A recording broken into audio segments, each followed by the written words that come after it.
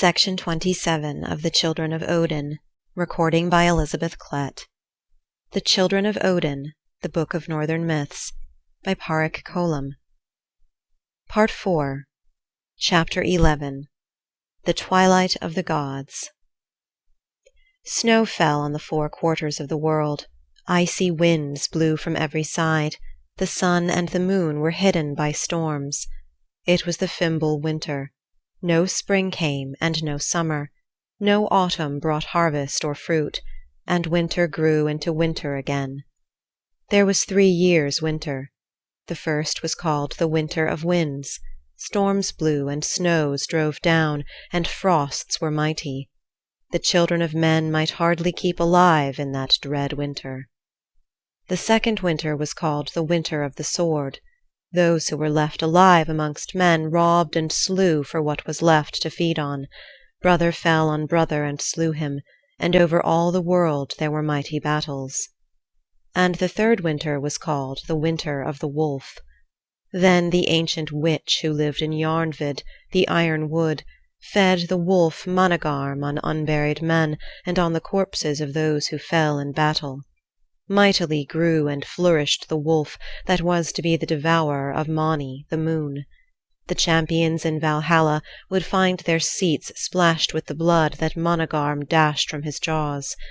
This was a sign to the gods that the time of the last battle was approaching. A cock crew.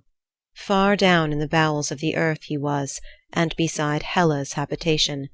The rusty red cock of Hel crew, and his crowing made a stir in the lower worlds. In Jotunheim a cock crew, Fiolar, the crimson cock, and at his crowing the giants aroused themselves.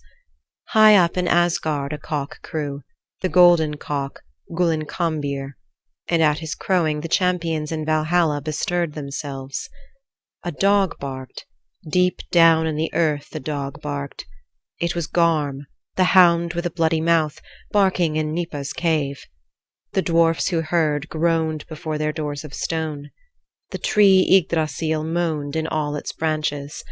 There was a rending noise as the giants moved their ship. There was a trampling sound as the hosts of Muspelheim gathered their horses.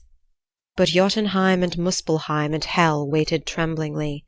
It might be that Fenrir the wolf might not burst the bonds wherewith the gods had bound him.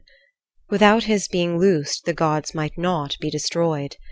And then was heard the rending of the rock as Fenrir broke loose. For the second time the hound Garm barked in Nipa's cave. Then was heard the galloping of the horses of the riders of Muspelheim. Then was heard the laughter of Loki. Then was heard the blowing of Heimdall's horn. Then was heard the opening of Valhalla's 540 doors, as 800 champions made ready to pass through each door. Odin took counsel with Mimir's head. Up from the waters of the Well of Wisdom he drew it, and by the power of the runes he knew he made the head speak to him. Where best might the Aesir and the Vanir and the Einherjar, who were the champions of Midgard, meet, and how best might they strive with the forces of Muspelheim and Jotunheim and Hel? The head of Mimir counselled Odin to meet them on Vigard plain, and to wage there such a war that the powers of evil would be destroyed forever, even though his own world should be destroyed with them. The riders of Muspelheim reached Bifrost, the rainbow bridge. Now would they storm the city of the gods and fill it with flame. But Bifrost broke under the weight of the riders of Muspelheim, and they came not to the city of the gods. Jormungand, the serpent that encircles the world, reared itself up from the sea. The waters flooded the lands, and the remnant of the world's inhabitants was swept away. That mighty flood floated Naglfar, the ship of nails that the giants were so long building, and floated the ship of Hel also. With Hrymer the giant steering it, Naglfar sailed against the gods, with all the powers of Jotunheim aboard. And Loki steered the ship of Hel, with the wolf Fenrir upon it, for the place of the last battle. Since Bifrost was broken, the Aesir and the Vanir, the Asyniur and the Vana, the Einherjar and the Valkyries rode downward to Vigard through the waters of Thund. Odin rode at the head of his champions. His helmet was of gold, and in his hand was his spear Gungnir. Thor and Tyr were in his company. In Myrkvid, the dark forest, the Vanir stood against the host of Muspelheim. From the broken end of the Rainbow Bridge the riders came, all flashing and flaming, with fire before them and after them. Njord was there with Skadi, his giant wife, fierce in her war-dress. Freya was there also, and Frey had Gerda beside him as a battle-maiden. Terribly bright flashed Surtur's sword. No sword ever owned was as bright as his, except the sword that Frey had given to Skirnir. Frey and Surtur fought. He perished, Frey perished in that battle, but he would not have perished if he had had in his hand his own magic sword. And now for the third time, Garm, the hound with blood upon his jaws, barked. He had broken loose on the world, and with fierce bounds he rushed toward Vigard Plain, where the gods had assembled their powers. Loud barked Garm. The eagle, Hrisvelgur, screamed on the edge of heaven. Then the skies were cloven, and the tree Yggdrasil was shaken in all its roots. To the place where the gods had drawn up their ranks came the ship of Jotunheim and the ship of Hel, came the riders of Muspelheim, and Garm, the hound with blood upon his jaws. And out of the sea that now surrounded the plain of Vigard, the serpent Jormungand came. What said Odin to the gods and to the champions who surrounded him? "We will give our lives and let our world be destroyed, but we will battle so that these evil powers will not live after us."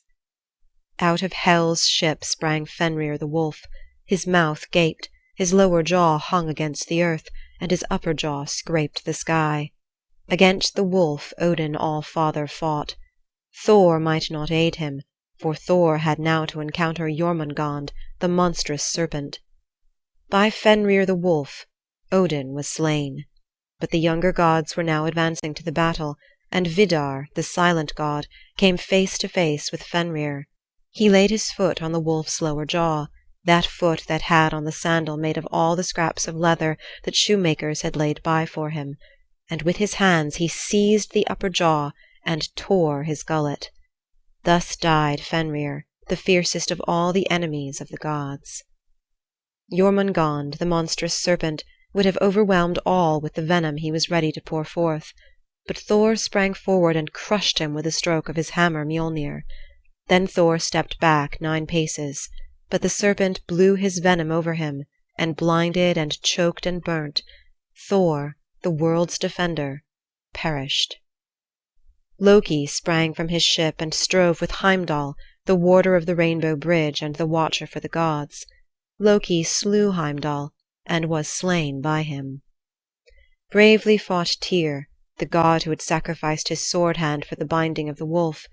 Bravely he fought, and many of the powers of evil perished by his strong left hand. But Garm, the hound with bloody jaws, slew Tyr. And now the riders of Muspelheim came down on the field. Bright and gleaming were all their weapons. Before them and behind them went wasting fires. Surtur cast fire upon the earth. The tree Yggdrasil took fire and burned in all its great branches. The world tree was wasted in the blaze. But the fearful fire that Surtur brought upon the earth destroyed him and all his host. The wolf Hati caught up on Sol, the sun. The wolf Managarm seized on Mani, the moon. They devoured them. Stars fell, and darkness came down on the world. The seas flowed over the burnt and wasted earth, and the skies were dark above the sea, for Sol and Mani were no more. But at last the seas drew back, and the earth appeared again, green and beautiful.